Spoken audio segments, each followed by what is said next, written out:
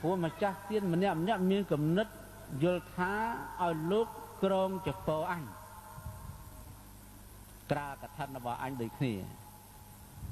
នេះត្រៃតូចអង្គុយធ្វើភ្នែកភ្លឺមើលទៅដឹងតែឯងគៀមក្រាលតែគាត់ថាបរិខាគេប្រមទម្លាក់ខ្លួនគេទៅនៅចុងណាគេមាត់គេស្ងៀមហើយអ្នកកាន់អង្គក៏មាត់ដែរព្រោះមើលទៅគេទម្លាប់ចិត្តអញ្ចឹងប៉ុន្តែប្រកាច់ប្រកិនខ្លាំងអ្នកត្រៃធំចង់ឆ្លោះគ្នាវាដល់ខែមកមនុស្សយើងត្រៃមួយម្នាក់ក៏ដើមគ្នាឲ្យលោកក្រាលក្រងនោះដល់តំណងលេងនេះហើយធ្វើទុកបើសិនជាប្រសង់ឆ្លាតអាចារ្យវាងវៃប្រមោត្រៃបញ្ចូលផ្លុកបើវាងវៃដាក់មួយហ្នឹងអន់ចិត្តមួយហើយមួយអន់ចិត្តស្លេតអញ្ចឹងឡប់ទៅវិញអានសង្ឃយ៉ាងម៉េចទៅក៏ឋិននោះបើក្លេទៅវានឹងទៅហើយ